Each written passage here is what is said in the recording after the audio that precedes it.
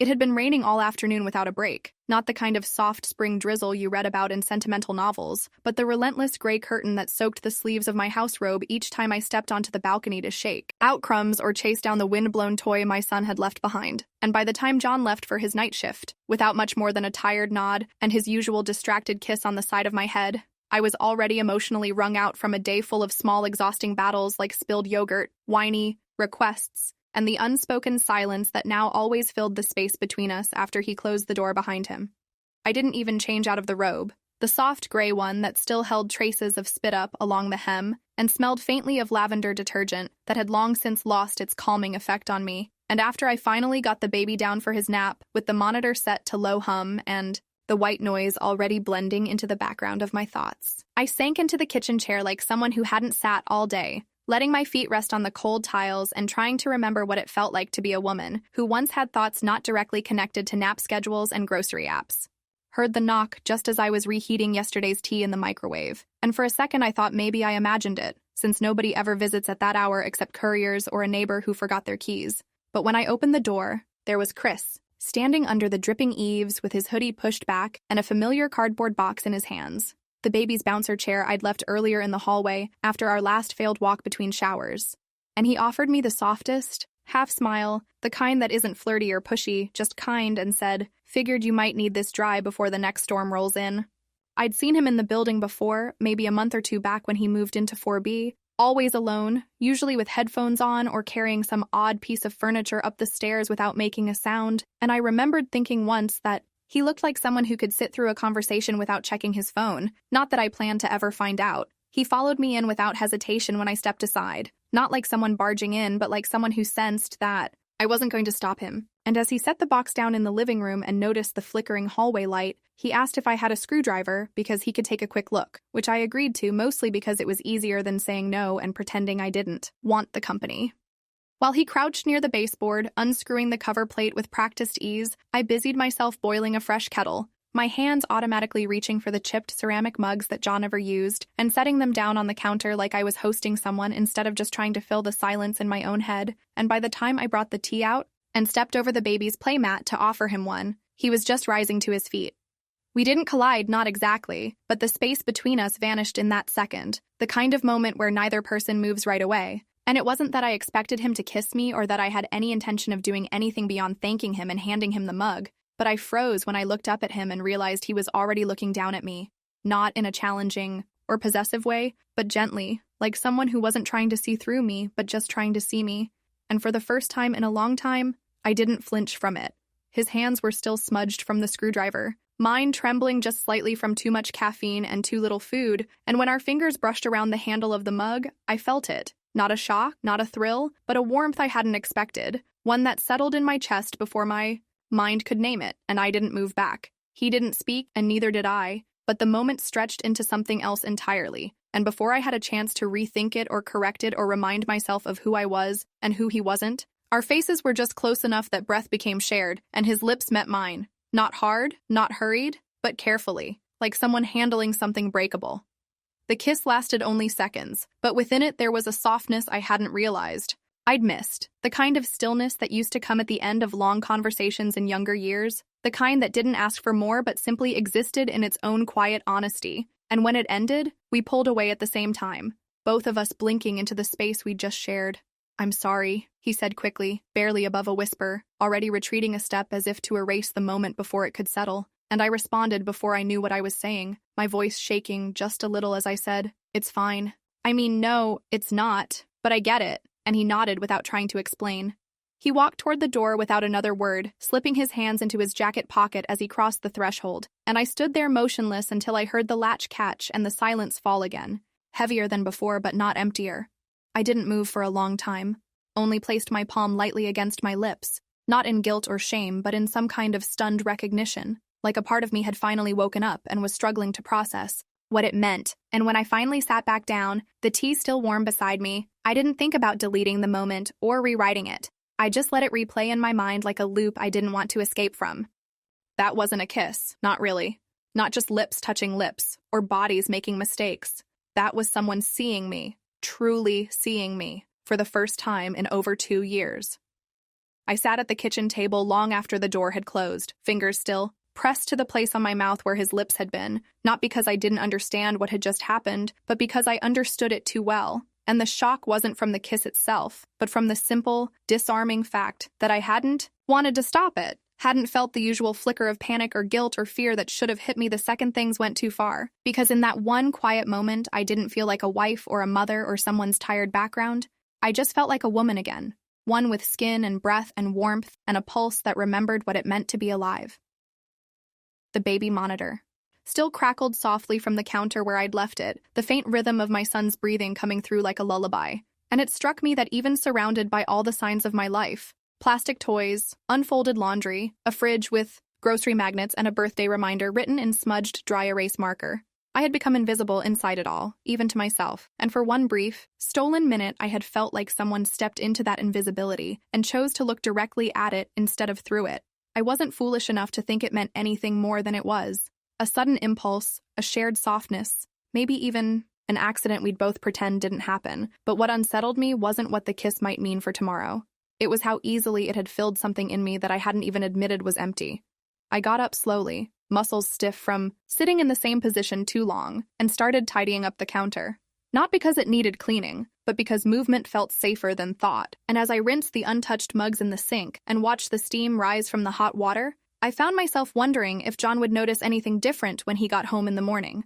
Whether he'd pick up on the strange, almost guilty, peace in my voice or the small energy in my steps that hadn't been there in weeks, or whether, like always, he'd shuffle past with his phone in hand and eyes half-lidded from fatigue, grunting something about his shift and dropping his keys in the same bowl by the door without looking at me. He hadn't kissed me like that in over a year, maybe more. Not because we were fighting or falling apart in any dramatic way, but because, somewhere between feedings and bills and night jobs and pediatrician visits, the part of us that used to touch just stopped asking for permission and eventually stopped existing altogether. And when routine replaces intimacy, the absence doesn't scream. It just disappears so slowly that by the time you notice, it's already been gone too long. I walked through the hallway, passing by the mirror we kept in the entry that used to feel decorative, but now just showed me what I didn't want to see. And as I caught my reflection, hair messy in the worst way, robe slightly loosened from leaning over the table, eyes brighter than they should have been for someone who hadn't slept properly in weeks, I paused, not out of vanity but out of sheer curiosity. Because for once I didn't look exhausted or numbed out or autopiloted. I looked like someone who had just remembered that she had a body and a face and a name. The rain was still falling outside, harder now, streaking down the window panes and filling the apartment with the kind of gentle white noise that always made the place feel smaller. And I sat on the arm of the couch, staring at the window. Not because I was waiting for anything, but because the silence felt different now, not comforting but charged. And my mind kept circling back to the look in his eyes just before we kissed. Not needy or hungry or even confident, but quiet and present, like he was seeing me exactly as I was and hadn't decided to look away. I didn't replay the kiss because I was chasing romance or imagining futures I knew didn't exist, but because in that one moment, something in me that had been asleep began to stir again, and I couldn't stop thinking about the way my body had responded without checking in. With my brain first, how my hand had stayed on his without flinching, how my shoulders had leaned forward like they knew what I wanted before I even admitted it to myself. And it wasn't about Chris, not really. He was kind and young and soft-spoken and attractive in a way that I noticed, but hadn't lingered on before today. But what stayed with me more than his face or his scent or the way his lips felt against mine was the realization that I could still want something, could still be wanted in return, and that maybe I wasn't as far gone as I'd let myself believe during all those months of staring at the same walls, wearing the same clothes, going through the same motions while a whole part of me atrophied without permission. When I finally stood up and went to check on my son, still peacefully sleeping under his blue dinosaur blanket, cheeks flushed with baby warmth, I felt a pang, not of regret, not yet, but of fear that I had cracked something open in myself that wouldn't seal back the same way again. And I reached into his crib and adjusted the blanket with a tenderness I hadn't known I could still feel, whispering nothing at all, just breathing near him as if my presence alone might balance out the shift I knew had just taken place. I didn't sleep that night, not because of guilt or shame, but because my mind was too loud, and my chest too full, and my skin too awake to fall into rest, the way it usually did when I collapsed into bed from sheer exhaustion. And as I lay there, eyes wide in the dark, listening to the rhythm of the rain and the soft buzz of the monitor, I let the memory live without correction, let the heat rise in my cheeks again, and didn't push it away. Because whatever came next, whatever I did or didn't do tomorrow, I knew something inside me had changed.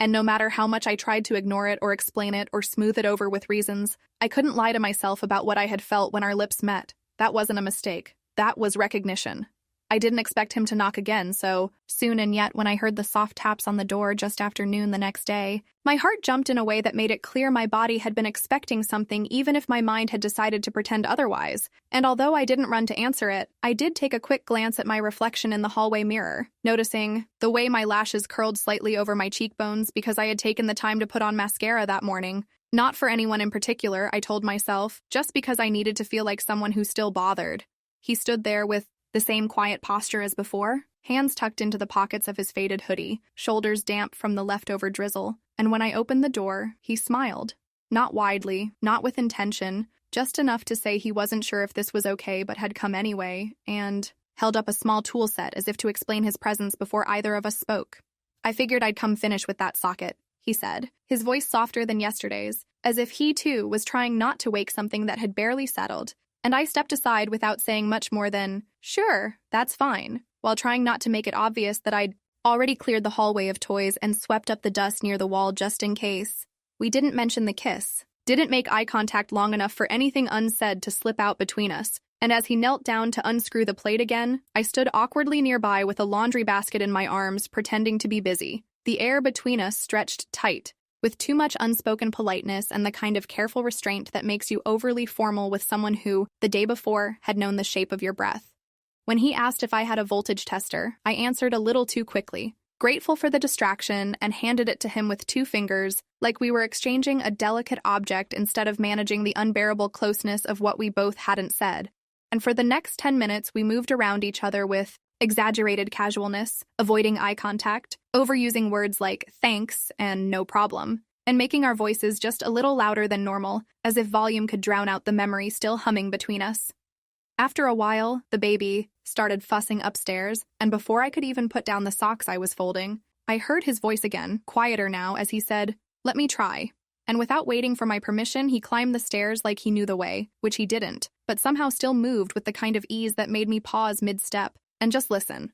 By the time I got up there, the monitor was already in my hand, not because I meant to use it, but because it had been on the edge of the kitchen counter where I'd placed it earlier while checking emails, and I carried it with me automatically, like part of the daily rhythm, forgetting it was even turned on as I followed the sound of my child's voice softening into calm. When I reached the doorway, I saw them. Chris standing near the crib, one hand resting on the railing while he gently rocked the baby with the other, his voice barely a whisper as he spoke nonsense syllables that seemed to work better than any lullaby I'd tried that week, and something about the way he bent his knees slightly with each sway, the way his face softened without performing, made my chest tighten in that unbearable mix of admiration and something dangerously close to longing. I didn't interrupt, just stood there long enough for him to notice me and nod with a small smile before turning his attention fully back to the baby. And when I finally turned to walk back down the stairs, I glanced down at the monitor in my hand, still hissing gently. The faint sound of the baby's breathing now mixed with Chris's low voice still audible through the plastic shell. Back in the kitchen, I placed the monitor beside my laptop, telling myself I'd turn it off in a second, but my hands were already reaching for the kettle, already falling into that autopilot motion of offering tea like it was something we both expected now. And when I asked if he wanted a cup and he said no, his voice was careful, not dismissive, and he added, "I should get going anyway," which didn't match the way he stayed standing near the dining table, fingers brushing over the edge like he wasn't ready to leave just yet.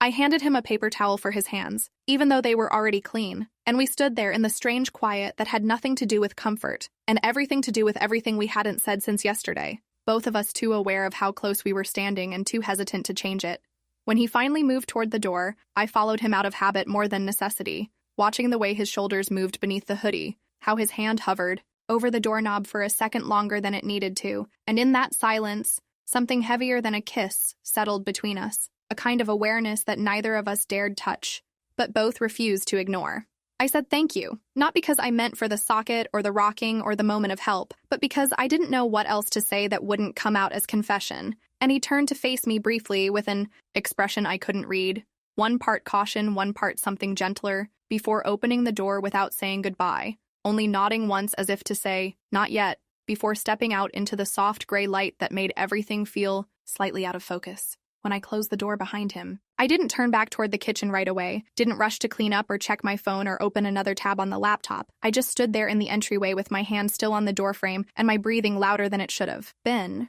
wondering whether he would have stayed if I'd asked, or whether I would have let him. Eventually, I made my way down the hallway and paused at the bathroom mirror, expecting to find the same worn face I'd been ignoring for months, the same tired outline of someone who used to be more. But instead, I saw a version of myself I hadn't seen in years. Not better, not younger, just more present. Cheeks a little flushed, lashes darker, lips slightly parted like I'd been caught in the middle of a sentence I hadn't finished, and before I could stop myself, I smiled. Not the kind of smile I gave the cashier or the pediatrician or my husband when he called to say he'd be late, but something smaller, something real. And for one moment, just one,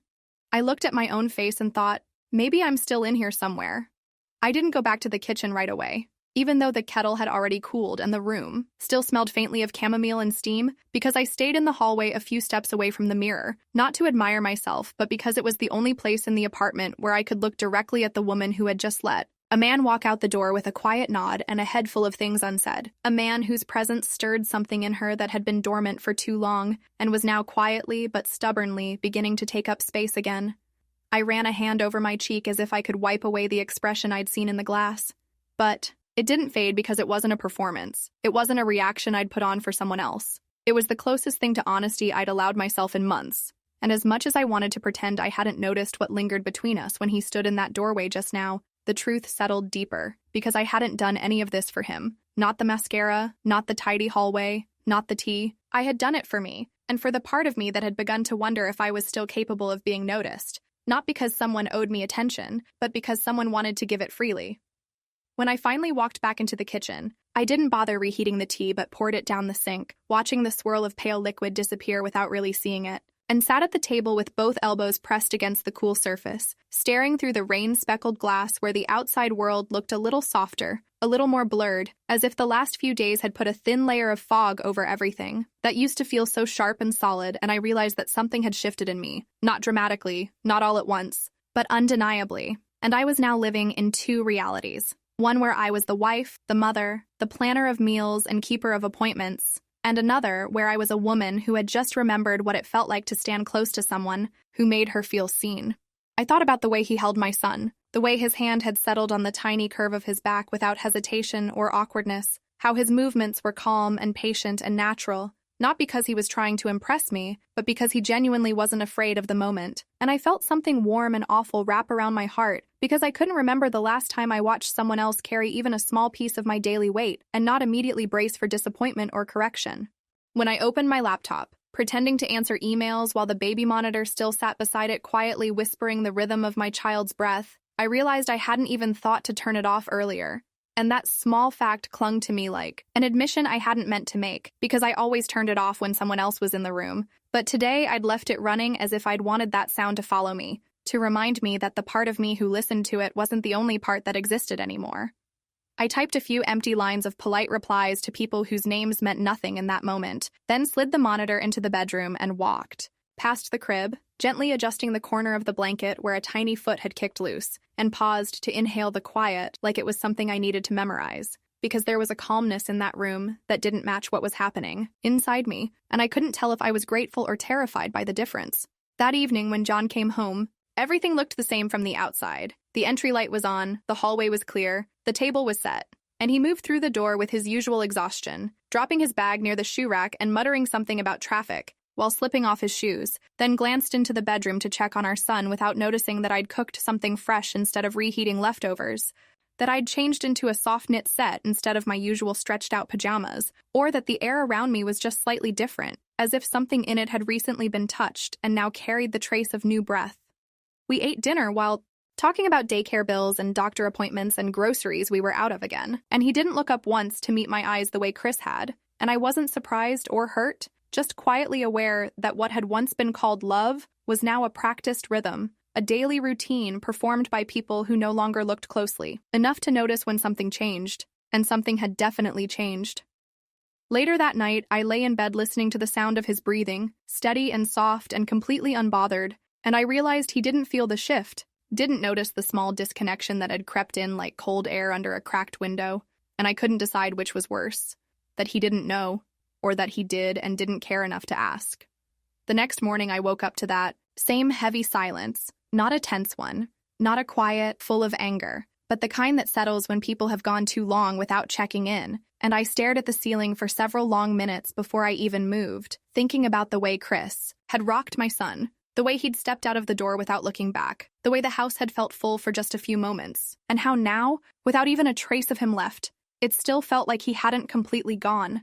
There are days that start off wrong in small ways and then snowball so quickly you don't even realize how far downhill they've gone until you're already sitting on the floor holding a crying child with one hand and your own breath with the other. And that day started exactly like that, with my son waking up earlier than usual, grumpier than usual, and refusing everything from his cereal to his socks, while outside the sky was that muddy shade of February gray that makes every building look tired and every errand feel heavier than it should be. But I pushed through like I always do, packed the diaper bag, wrestled him into his jacket, and headed out to get groceries because the fridge was down to mustard and half a lemon, and I couldn't bring myself to feed him instant oatmeal for dinner again.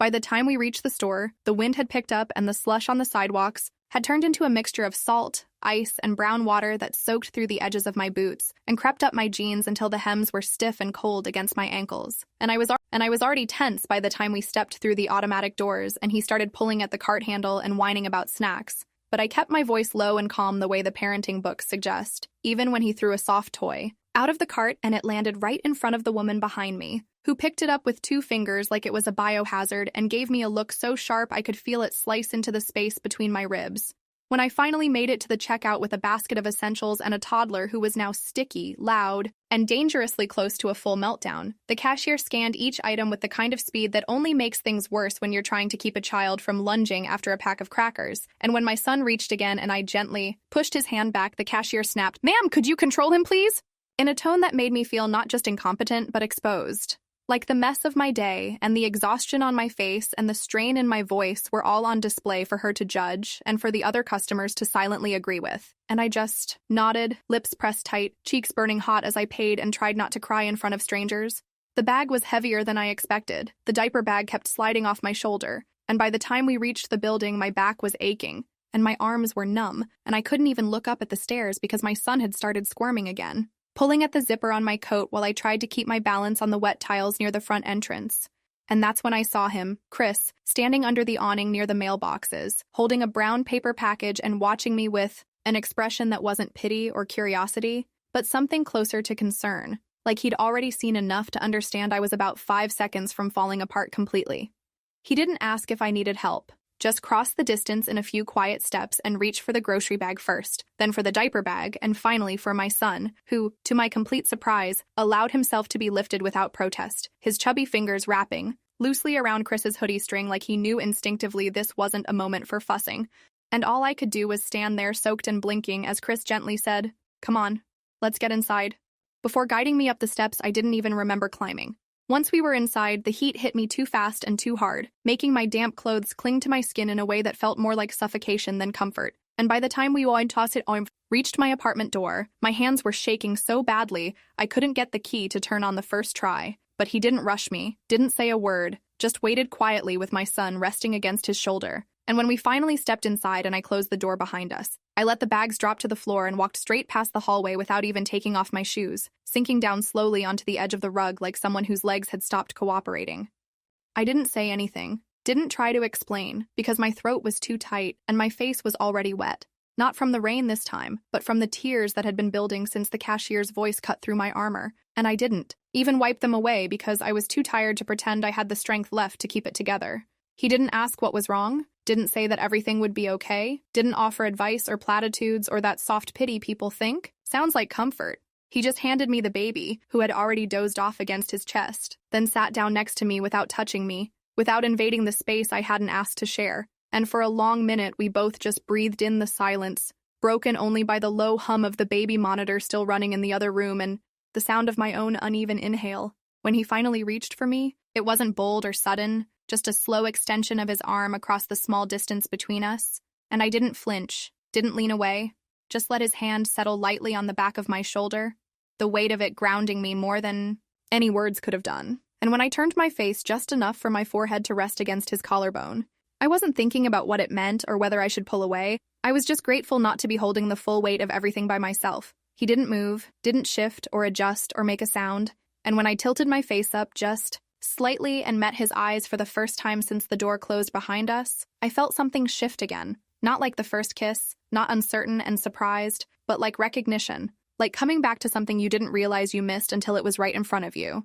So when I leaned in and kissed him, it wasn't out of weakness or confusion or impulse. It was out of something deeper and quieter, something that had been growing in the background of every shared glance and every silent pause. And this time, I didn't wait for him to make the move, didn't wait for permission. I just closed the gap slowly, deliberately, and kissed him like I knew exactly what I was doing. And for one full breath, he let it happen. Then he pulled back, gently, carefully, not in anger or panic, but with something almost like sorrow in his voice, and said my name in a way that made it clear he was trying to stop something before it started. But I was already reaching for him again. I knew before my lips touched his again that this wasn't about indecision or confusion or even guilt, because the way I leaned in, the way my body moved toward him with that slow, deliberate inevitability, wasn't something that came from impulse, but from that quiet, growing certainty that had been building in the spaces between every look, every pause, every time he had shown up not as a solution, but as a presence that made the weight of everything else a little less unbearable. And when he kissed me back, not in a hesitant or apologetic way, but with a softness that carried restraint and heat, in equal measure, his hand brushing the side of my neck and settling just beneath my jaw like he was holding a thread that could snap if he pulled too hard, I let go of the thought that this moment was something I could undo later. Because the truth was, I had already crossed the threshold the second I whispered, "Don't stop," into the air between us, like it was a vow I didn't even realize I needed to say aloud until it had already left my mouth. The way our bodies remained still yet completely aware of every inch between them, made the silence in the apartment feel charged, and while my hands pressed gently into the fabric of his hoodie, clinging not in desperation but in recognition, I became fully conscious of the fact that nothing we were doing was rushed or reckless, but rather painfully slow, every breath measured, every movement calculated not to break the tension, but to acknowledge it with a kind of reverence that made my skin feel like it had never been touched this honestly before. Somewhere in the back of my mind, just beneath the layer of sensation, and intention and surrender, I became aware again of the low hum of the baby monitor sitting exactly where I had left it earlier on the corner of the dining table, its soft green light blinking steadily, like an eye that had never stopped watching. And although for a second I tried to convince myself that the signal wasn't active or that maybe I had turned the volume down or disconnected the feed, the unmistakable crackle of static and the faint echo of my own breath filtering through the speaker sent a cold ripple through my spine that no amount of warmth from his arms could cancel out. As I pulled away slightly, not in refusal but in realization, my heart still pounding from the contact and my lips still parted in the aftermath of a kiss that had spoken more than any conversation in the last year of my marriage, I turned my head toward the room beyond the hall where the monitor sat like a silent witness. And that's when the truth hit me with a finality that didn't leave room for doubt. John might be listening, not because he suspected anything, or had reasons to check in on me, but because that's what he always did when he was away at night, quietly tapping into the monitor signal from his car while finishing his deliveries or waiting for his next client, a habit born from love and concern that now, unintentionally, had become the very channel through which everything he never imagined would happen was unfolding right into his ears. And as I sat there, half in his arms and half in the weight of my own recklessness, my breath caught between what I had just felt and what I had just allowed to be heard. I imagined John sitting alone in his parked car, the baby monitor resting. Beside him, like always, its tiny speaker now relaying not soft lullabies or the rustle of our sons turning in bed, but the sound of my voice, not raised in song or reprimand, but lowered in invitation, in intimacy, in something so raw and quiet, that even hearing it once would be enough to understand that it didn't belong to him. I didn't know where he was exactly, whether he was on the side of the road taking a break between rides or sipping gas station coffee like he sometimes did when his shift ran late. But in my mind I could see him clearly, his posture stiffening not in anger but in that kind of stillness that only happens when something inside you breaks so cleanly it doesn't even bleed, his hand hovering near the volume dial as my whisper floated through the speaker, the same speaker he used to rest beside the steering wheel while smiling to himself at the sound of our son's hiccups or my gentle humming. And now, instead of comfort, he was hearing betrayal. Not loud, not ugly, not dramatic, but undeniable. I could see him placing the monitor gently on the passenger seat, not like a weapon, but like something delicate and finished. Then reaching for the keys with the same calm he used when driving through sleet and night traffic, turning on the engine without a word, without a curse, without even a blink. Just the quiet acceptance of a man who had loved quietly and now had to leave the same way. And here I was, still breathing in the scent of someone else's hoodie, still leaning against a shoulder that felt too new to trust and too honest to resist, still pretending that maybe if I didn't move, none of it would solidify into consequence, when I already knew that the silence I would return to after this moment wasn't the same silence I had been living in before. It would be sharper now, heavier, filled not just with absence, but with knowledge, with memory, with the echo of my own voice saying the one thing I never wanted to say out loud where it could be recorded, replayed, remembered. I didn't cry, not because I wasn't broken, but because I was too aware of what I had just done and what was about to happen. And tears felt like the wrong response when it was clarity that sat on my chest like weight. The kind of clarity that doesn't come with regret, at least not yet, but with a terrifying sense that something that had once felt safe was now fractured forever, and no apology would rearrange the pieces into something whole again. Chris didn't say anything, maybe because he didn't hear the monitor, maybe because he did and chose not to speak, or maybe because he could already feel the way my body had stiffened against his, not in shame, but in knowing. And for a long moment we sat there in complete stillness, two people surrounded by evidence, and neither of us reached for the other again. Somewhere beyond the glass of the window, headlights passed slowly across the wet pavement outside, stretching shadows across the ceiling like quiet reminders that the world kept moving even when everything inside a home had stopped. And as I watched the reflection of those lights dance across the floor, I understood that nothing we had said or done could be taken back. Not because I wouldn't want to, but because someone had already heard it. And silence is a door that once opened, cannot be shut without a sound. That morning started too quiet. Not the kind of quiet that comes from peace, but the kind that builds in a room before something breaks. And even before I heard the keys in the door, I knew something had shifted, because John never came home at that hour unless a client canceled or a car broke down. And when he stepped inside, set his bag down without even glancing toward me, and walked straight into the kitchen with the same practiced movements he used every day. It wasn't the routine that unnerved me, but the absence of pause, the way he didn't stop to say hello or ask how we slept, just moved like I wasn't even there. I stood in the hallway holding a damp towel from the baby's bath, still wearing the same sweatshirt from the night before, hair tied up in a knot that had come undone at the edges. And for a few long seconds I didn't move, didn't breathe, just watched the back of the man I'd been married to for 6 years, the man who used to reach for me when he came through that same doorway, and something in me started pulling tight, like a wire that had been wrapped too many times around a post and was beginning to fray. When I finally walked into the kitchen, pretending I hadn't been frozen in place, pretending I wasn't waiting for him to say something, anything, I saw him making coffee, calm as always, standing near the machine that always sputtered just before it finished the brew cycle. But instead of grabbing the mug from the second shelf like he usually did, the one I'd bought for our anniversary that said, "Best Dad Ever" in faded blue print, he reached for the plain white one from the back of the cupboard, the one no one ever used, and set it down on the counter without looking in my direction. I didn't speak right away, thinking maybe he needed a minute, or maybe he was just too tired to talk. But when I turned to grab the cream from the fridge, I stopped cold, hand on, the handle, breath caught in my throat, because the photo magnets that had lined the door for years, the one of us in Barcelona, the one from our wedding, the goofy selfie we'd taken with our son in the hospital parking lot, were gone, not replaced or moved, just gone, the bare silver surface looking sterile and unfamiliar, like someone had wiped the memory clean while I wasn't paying attention. I closed the fridge slowly and turned around to face him, heart thudding in that dull, hollow rhythm that always precedes a fall. But he still didn't look at me, just stirred his coffee, sipped it, and placed the spoon in the sink like he hadn't, just removed evidence of our life together while I was sleeping down the hall. And when I finally forced out his name, soft at first, then a little louder, he turned only slightly, nodded once like someone acknowledging the presence of a neighbor they didn't particularly like, and said, "Morning," in a voice so neutral it landed like ice on my skin. I wanted to ask questions, wanted to demand answers, wanted to scream something raw and shaking into the kitchen walls just to hear if they'd echo back. But his silence made everything I could have said feel small, made every sentence in my head collapse before it reached my mouth, because whatever he had heard through the monitor, whatever he had understood from my voice and my breath and the way I said someone else's name without hesitation, he had already made a decision not to confront it directly, and that choice scared me more than shouting ever could. The rest of the day moved in strange, uneven beats, like walking across a floor with missing tiles, and everywhere I looked I saw small absences. His toothbrush no longer next to mine, his charger moved to the opposite side of the room, his towel hanging separately on the far hook like we were housemates sharing a space but not a life, And each of those changes screamed louder than words, not because they were cruel, but because they were surgical, precise, deliberate acts of detachment carried out with the kind of focus that only comes from someone who has already accepted something you haven't yet said out loud.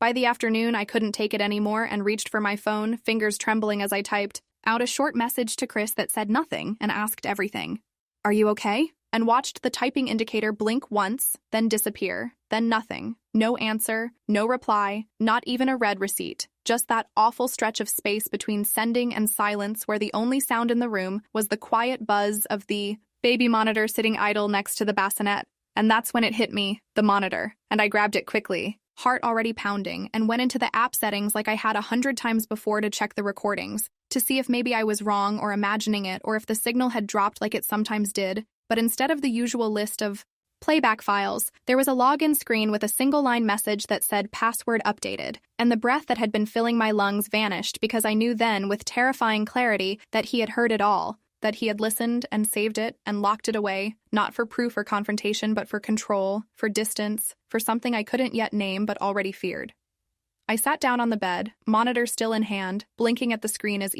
if staring long enough would return the old password or undo the access change, but nothing happened, and the room around me felt too sharp, too bright, too full of corners, and my own voice began to echo in my mind, not as memory, but as evidence. And I kept hearing myself say, "Don't stop," over and over in that same breathless tone. And the shame didn't come from being caught, but from knowing that I hadn't cared whether I would be or not. That night we went to bed like we always did, lights off by 10, baby asleep between us in the next room, and I lay there with my back to his and my eyes wide open, staring into the dark. And what scared me most wasn't that he would confront me. It was that he wouldn't, because his silence had become its own kind of judgment, quiet and constant and heavy enough to reshape every corner of our home into something colder than I ever thought possible. I couldn't fall asleep that night, not because of guilt or fear of being discovered, but because every breath John took beside me felt like proof that he already knew and had chosen not to respond. And that silence wrapped itself around my body like a second skin, tighter with each minute that passed while I lay still with my eyes open,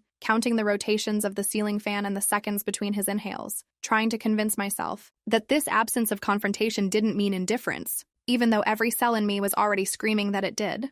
The worst part wasn't the absence of anger or the distance between our bodies in the bed. It was the unbearable normalcy of his breathing, the steady rhythm of someone who had nothing left to ask and therefore no reason to stay awake. And while I stared into the dark, not touching him, not moving, not even daring to shift the blanket, I realized the punishment wasn't going to be a fight or a slammed door or accusations. It was going to be this: the removal of intimacy, the quiet deletion of shared space, the erasure of us from the walls we still lived within. At one point, I turned slightly to face his side of the bed, hoping to see if he was really asleep or just pretending. But even in the faint streetlight spilling through the curtain, I could see the calm on his face wasn't faked, his jaw soft, his brow smooth, and something about that undisturbed peace made my stomach twist in a way that had nothing to do with fear of exposure and everything to do with the terror of being forgotten while still being watched. I remembered how earlier that evening he had set his phone face down on the table like always, how he had eaten dinner in silence and loaded the dishwasher without a word,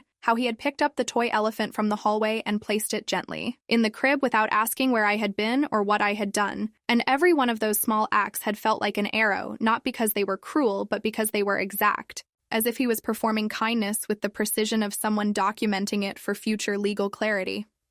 The next morning I woke up first, or maybe I never really slept, and I watched him from behind as he got dressed quietly in the half-light, pulling on his dark jeans and the gray hoodie I'd bought for him last Christmas, the one that still had a faint bleach mark on the sleeve from when I tried to clean up a spilled bottle without telling him. And I wondered if he remembered that, or if now every detail of our shared past was just static, something muted and irrelevant and already filed away under used to matter. When he turned around and caught me watching him, he didn't flinch or look away, just nodded once like I was someone occupying the same room but not the same life, and before I could even open my mouth to speak, to apologize or explain or offer, something pathetic and honest, he said in that same even tone I had come to dread, "Do you want me to take him to daycare today?"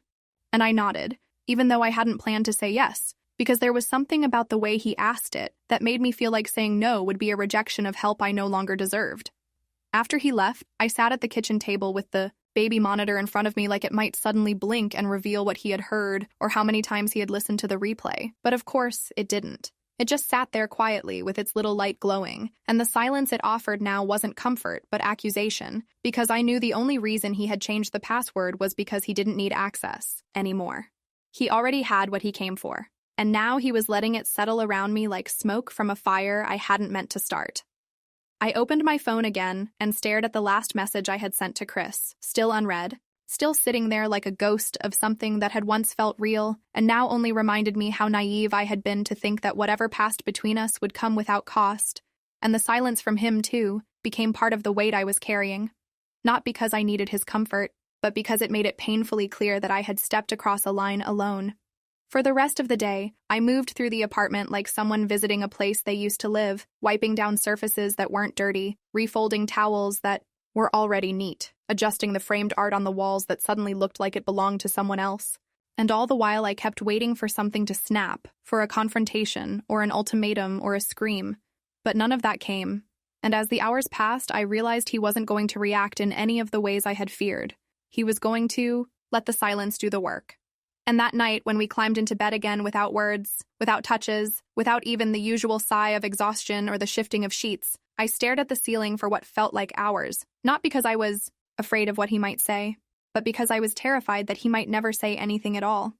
He said he had a night shift again, the same words he always used when he didn't want to be home, the same jacket, the same keys, the same exact tone he'd used the last 3 nights. And I nodded the same way I always did, pretending not to notice the slight pause before the door closed behind him, pretending not to feel the air change in the hallway when he stepped outside, pretending not to listen for the sound of his footsteps disappearing down the stairs, because pretending had become the only language we were still fluent in. And when I heard the engine of his car turn over a few minutes later and watched from the living room window as his headlights pulled away from the curb and turned the corner, I didn't know whether I felt relief or dread, because it wasn't just that he was gone. It was the fact that he didn't slam the door, didn't check the baby, didn't look at me once before leaving. I didn't know, of course, that he hadn't really gone, that he had parked just down the street behind the row of trees where the shadows swallowed his car whole, that he sat in the driver's seat watching the building like someone waiting for a fire he already smelled but hadn't seen yet, and that his hands rested calmly on the wheel while his eyes flicked occasionally toward the baby monitor lying on the seat beside him like an open wound that no longer bled but still hurt, because that part of the story hadn't reached me yet. I was still inside, setting out 2 cups on the table with the same deliberate calm of a hostess preparing for an evening she already knew would unfold without interruption. When Chris arrived, he came through the back entrance the way we had quietly agreed to the last time, the one that didn't creak and didn't face the street and let him slip into the apartment without the sound of the front lock clicking. And when he stepped inside and took off his jacket with that same familiar softness that had once made me feel safe and now only made me feel brave, I didn't bother offering excuses or mentioning the weather or asking how his day had been, because we had both already passed that point where small talk was anything but insulting. I offered him tea, though not because I wanted to drink it, but because the gesture still made me feel like I was holding on to some thread of normalcy. And when he said nothing but stepped closer, I didn't move away, didn't try to hold distance, didn't even reach for the cup I'd placed on the counter. Because by then, I had already decided that I wasn't going to hide the part of myself that had been reaching for him long before our first kiss. And when his fingers found mine, when his lips touched my throat just below the ear, I let my head fall back not in surrender but in acceptance. The baby had fallen asleep earlier than usual, and the monitor sat muted in the other room, a calculated silence I told myself was practical, and we ended up in the nursery not because we planned it, but because it was warm and the door was already ajar and the soft glow of the nightlight gave the room a hush that felt more like a secret than a space. And when I pressed my body against his, when my hands slid beneath his shirt and my knees found the floor, it wasn't about lust or rebellion or even comfort. It was about needing to feel something that didn't ask questions or require answers. He kissed me like he had been holding the shape of my mouth in his memory, and now wanted to confirm he hadn't imagined it. And when I whispered, "Don't stop," for the second time that week, it came out less like a request and more like a vow, because I meant it. I didn't want him to stop, not his hands on my waist, not the way his breath hitched when I leaned back just far enough to pull him down with me, not the way my fingers curled into his hair as we shifted lower onto the carpet with the slow, aching rhythm of people who already knew they wouldn't get to do this again. My skirt had ridden up. Past my thighs, his shirt was untucked and halfway off. The small stuffed elephant on the shelf behind us was tilted sideways like it was trying not to look. And just as I reached up again, just as I wrapped my legs around his waist and pulled him closer with a breath that wasn't quite a moan, but wasn't innocent either, I heard it. Not a knock, not a shout, not a crash, just the slow, deliberate sound of the door opening behind me. At first, I didn't turn, didn't even breathe, because the sound didn't match the moment, didn't belong here in this room full of heat and breath and the kind of desperation that drowns out logic. But when Chris suddenly froze and shifted his weight just slightly, when his eyes darted up past my shoulder and locked on something behind me with a stillness I had never seen in him before, I knew before I turned my head what I would see. John stood in the doorway, neither yelling nor gasping, not storming in or backing away, just standing with one hand on the doorframe and the other holding his phone. And in that instant, everything in me collapsed into a kind of cold that no heat could touch, not because we were caught, but because he didn't even look surprised. He didn't say my name, didn't ask what the hell was happening, didn't look at Chris like a rival or me like a traitor. He just raised the phone slowly, calmly, like a man recording inventory or documenting insurance damage, and took a photo. One photo, no flash, no extra angle. Just one still frame of me lying on the floor, knees apart, blouse undone, with another man's hand still resting against my hip. And then he said, "Thank you for not closing the door," with a voice so quiet and clean it cut straight through me, turned around without another word, and walked out just as slowly as he had walked in, not slamming the door, not running, not even raising his voice, just gone.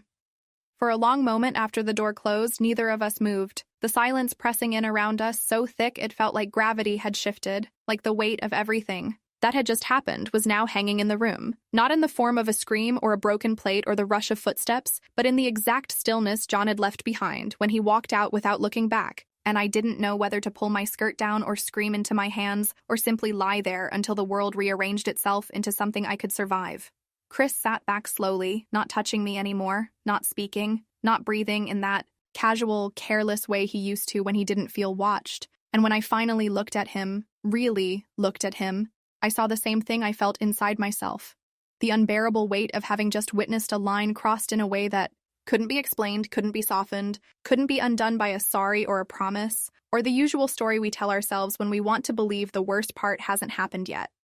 I didn't even realize I was shaking until I tried to sit up, until my hands pressed against the soft rug and my arms trembled like I had been running for miles, and when I pulled my legs underneath me and reached to button my blouse, my fingers wouldn't move fast enough, not because I was embarrassed or ashamed in the way people always assume women should be after being caught, but because my entire body was humming with a shock I hadn't been prepared for. Not the shock of being seen, but of being recorded, of being turned into something frozen and permanent in a single click that didn't need an explanation because it spoke for itself. Chris opened his mouth to say something, maybe an apology or maybe a question, but no sound came out. Just that soft intake of breath that people make when they realize they don't know how to help. And I knew then that whatever had existed between us, the quiet looks, the stolen touches, the kisses that once felt like lifelines, couldn't exist anymore. Not because it wasn't real, but because it had been witnessed without protection, without secrecy, without the veil of what if or maybe. And now it was just fact. I stood up on legs that didn't feel like mine and walked into the hallway where the light was colder and the air felt thinner, my bare feet sticking slightly to the floor with each step, like even the apartment itself didn't want to let me move forward. And when I passed the kitchen, I saw the tea still untouched, the mugs sitting perfectly still like props from a play we hadn't even finished rehearsing, and I turned away quickly because I couldn't bear to see evidence of the moment before it broke.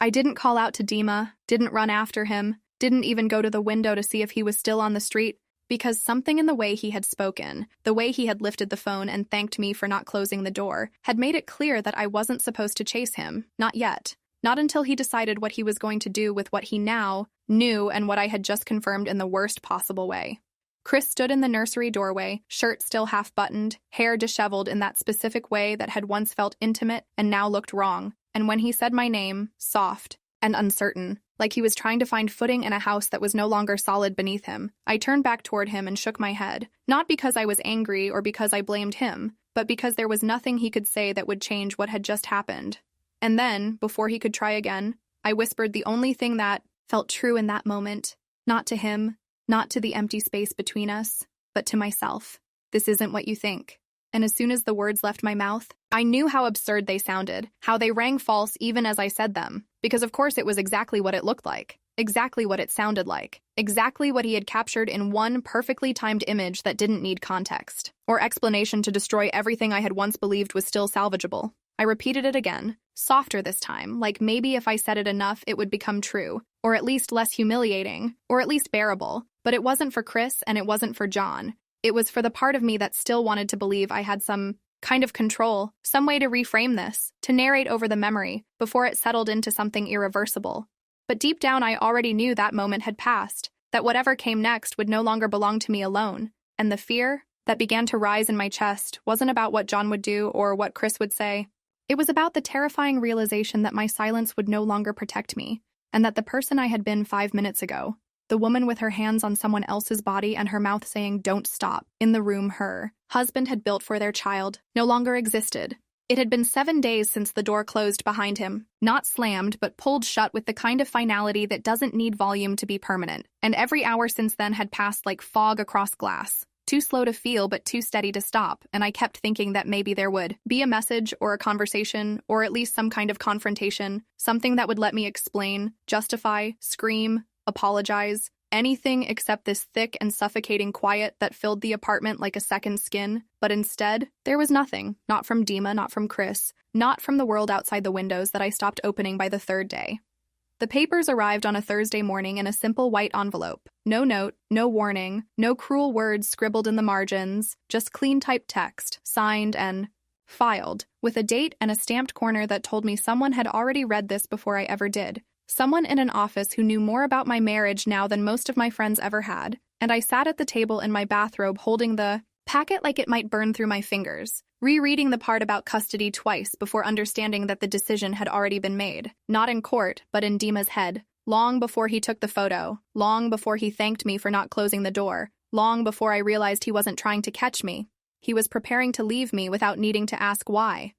There was no dramatic knock from the police, no screaming match, no broken glass or threats, just a firm call from a calm woman with a soft voice from the local family service center, explaining that pending the divorce proceedings and temporary custody review, the child, my child, would be with the father, not because I was dangerous, not because I had hurt anyone, but because of emotional instability and inconsistency of domestic conditions. And I didn't even argue because I knew the evidence wasn't just the photo, it was everything that had come before it. All the little silences and missing glances, the way I had stopped being a wife long before I'd kissed someone else. When they came to get him, they didn't bring uniforms or papers to sign. Just John standing on the other side of the threshold with a look that wasn't cold but wasn't soft either. And I bent down to zip up our son's jacket, hands shaking not from anger but from the way he smiled at me like he was saying goodbye to a neighbor he used to trust. And when the boy reached up to take his hand without looking back, I felt something inside me collapse without making a sound. Not because I wasn't expecting it,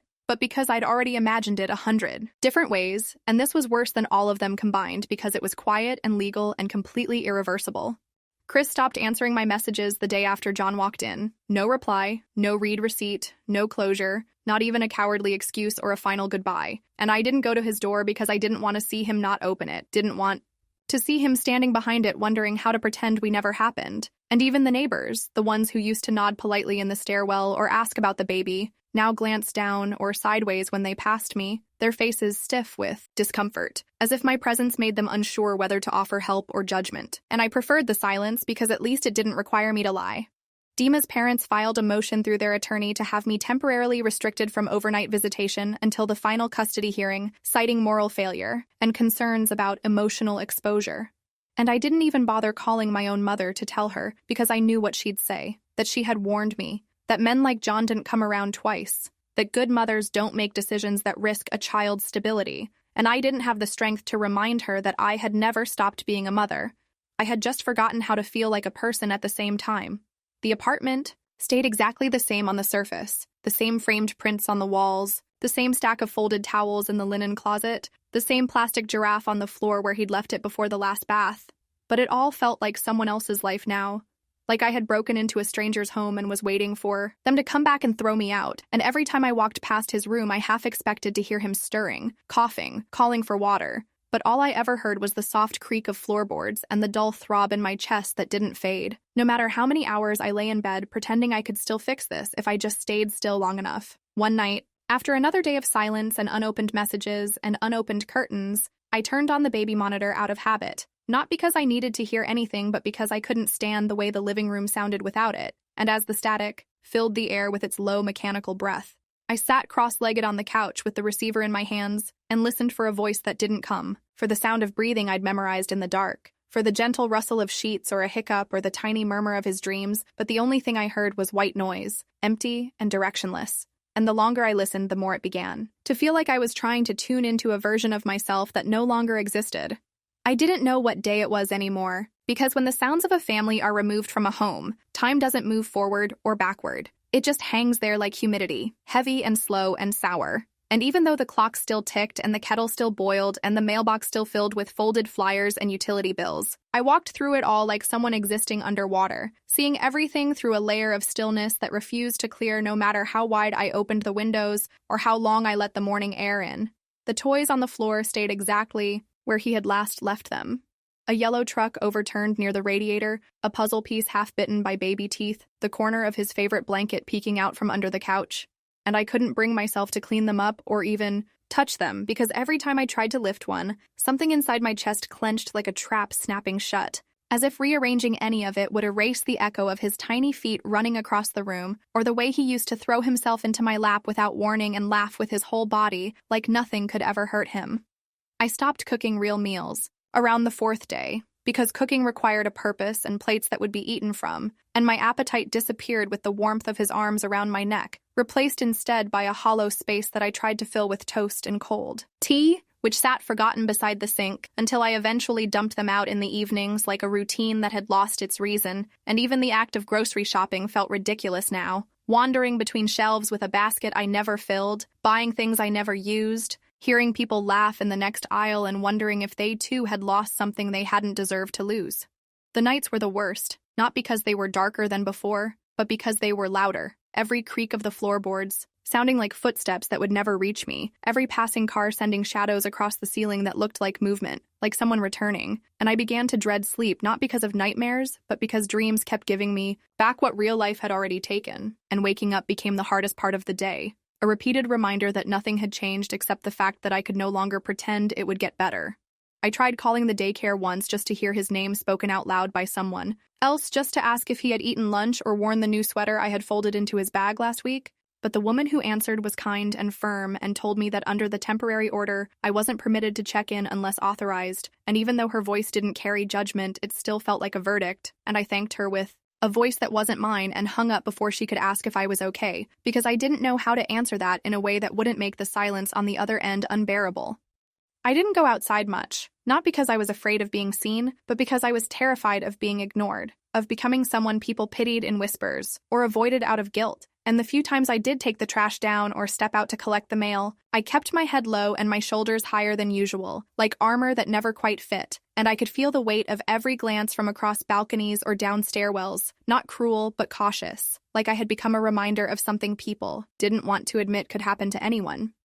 It wasn't until the 6th evening that I finally turned off all the lights in the apartment, not out of economy or routine, but because I couldn't stand the brightness anymore, couldn't stand the way it made the space feel more empty than it already was. And I sat in the living room with the baby monitor still humming softly on the table beside me and the television screen dark and reflective in front of me, the remote untouched in my lap, because turning it on felt like letting the noise in again, and I had nothing left inside me that needed distraction. And that's when I saw her, the woman on the screen, not a ghost or a vision or a trick of the light, but me, reflected faintly in the black glass of the television, sitting hunched in a sweatshirt that hadn't been washed in days, hair pulled into something that used to resemble a bun, face pale and soft at the edges like it had forgotten how to hold its own features. And what struck me wasn't the exhaustion in her eyes, or the curve of her back, or even the way her hands were folded in her lap like she was waiting to be called on. It was the absolute stillness, the way she looked like someone who had been left behind not just by people, but by her own reflection.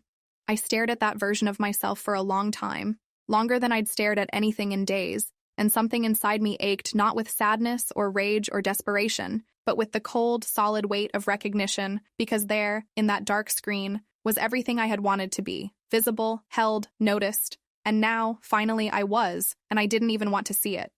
I blinked slowly once, then again, but the woman didn't change, didn't soften, didn't become someone else. She just stayed there, still and mute, a perfect mirror of the truth I had tried to ignore until it stared back at me. And in that moment, all I could think was this: wanted to be seen. Now even the mirrors won't look at me.